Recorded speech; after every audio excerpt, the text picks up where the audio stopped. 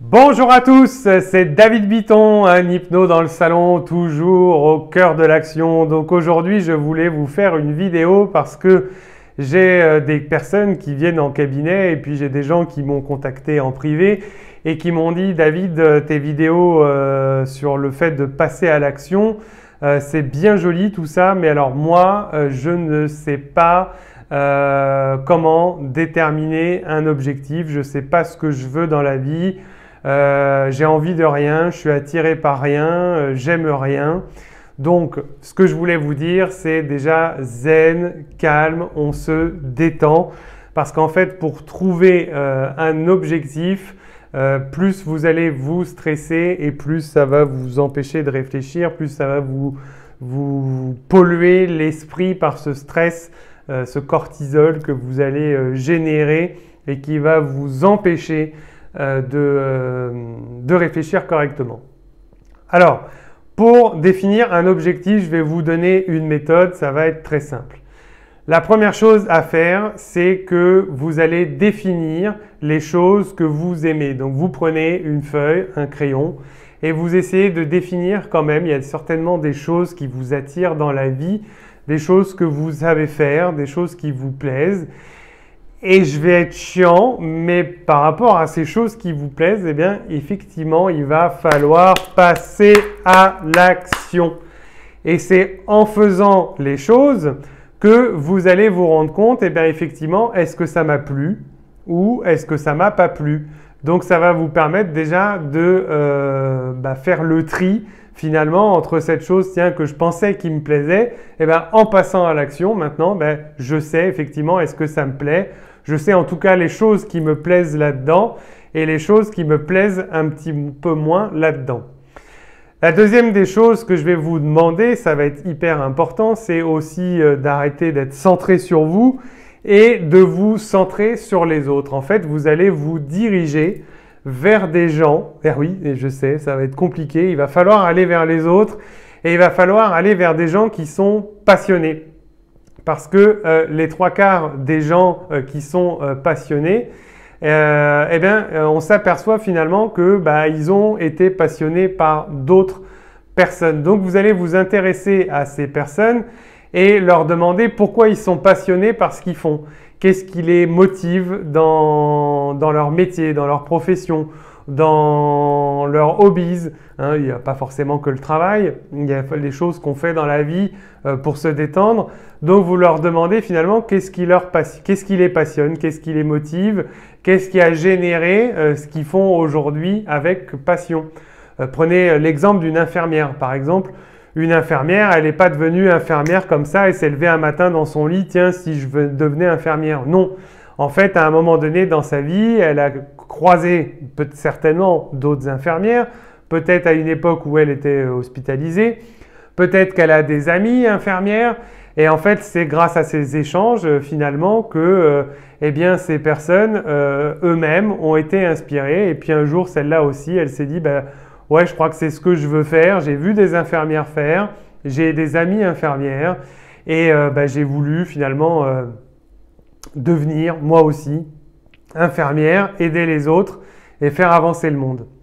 Donc, tout ça pour vous dire que c'est bien de faire des stages, c'est bien d'aller regarder plein de vidéos, c'est bien de vous documenter, de lire des livres, mais il faut passer à l'action et arrêter de vous regarder le creux du nombril. Et à chaque fois que vous faites quelque chose, ça va vous permettre de savoir qu'est-ce qui était bien dans ce que j'ai fait et qu'est-ce qui m'a moins plu dans ce que j'ai fait.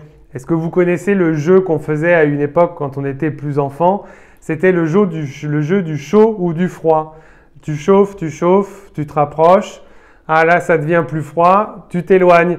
Donc cherchez qu'est-ce qui brûle pour vous, qu'est-ce qui vous motive, qu'est-ce qui va vous donner envie de passer à l'action, d'aller de l'avant. Ça, c'est vraiment une bonne chose. Donc, focalisez-vous sur ce qui vous touche. Alors, ne cherchez pas forcément le Saint Graal tout de suite, mais cherchez des choses déjà que vous aimez. Si on prend l'exemple du meilleur ami, il ne devient pas un meilleur ami du jour au lendemain.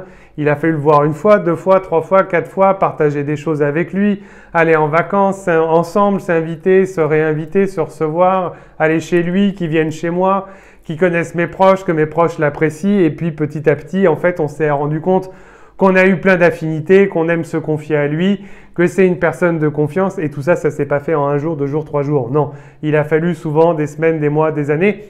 Donc, et oui, effectivement, comme je vous le disais dans la précédente vidéo, les choses ne se font pas du jour au lendemain. Donc, il va falloir passer à l'action aujourd'hui, demain, la semaine prochaine, celle d'après, tout ce mois-ci, le mois d'après et encore après. Et il va falloir agir, agir, agir. Hein. Je suis désolé, mais rester assis le cul sur votre fauteuil à regarder Netflix et à attendre que les choses arrivent ou à attendre que l'élu de votre cœur vienne sonner à la porte ou que votre futur patron vienne vous demander si vous êtes dispo pour venir bosser, ça n'arrivera pas. Donc, passez à l'action, passez à l'action.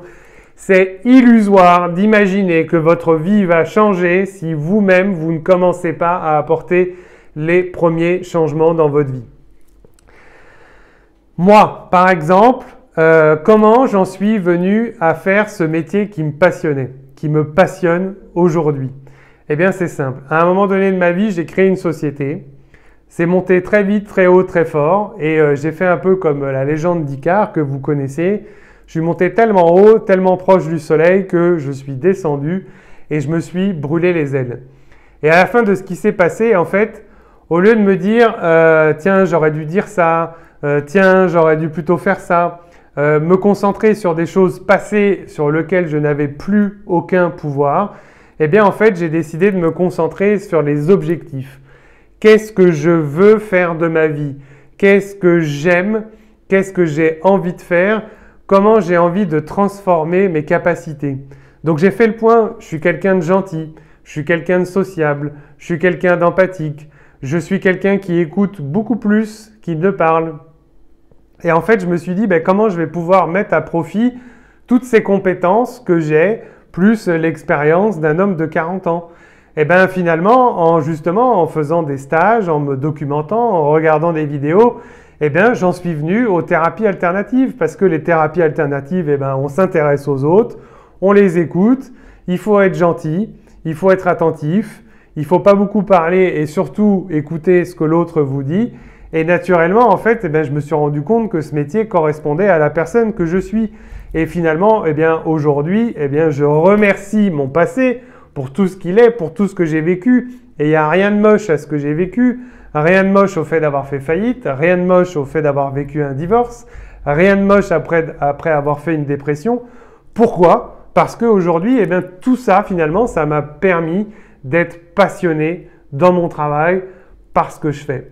Donc, si cette vidéo vous a plu et que vous êtes passionné par ce que je vous dis, motivez-moi, mettez-moi des petits pouces, mettez-moi des commentaires, posez-moi vos questions. Si vous êtes intéressé par le fait de venir me voir, vous avez mes coordonnées dans les commentaires de mon site internet, de Doctolib pour prendre rendez-vous avec moi. Sur mon site internet, vous retrouvez aussi des formations en ligne si vous n'avez pas les moyens de vous déplacer. Voilà, je reste à votre disposition. Je vous souhaite à tous une très bonne journée, plein de bonnes choses. Je vous fais plein de bisous et je vous dis à très bientôt dans un hypno dans le salon. Ciao, ciao!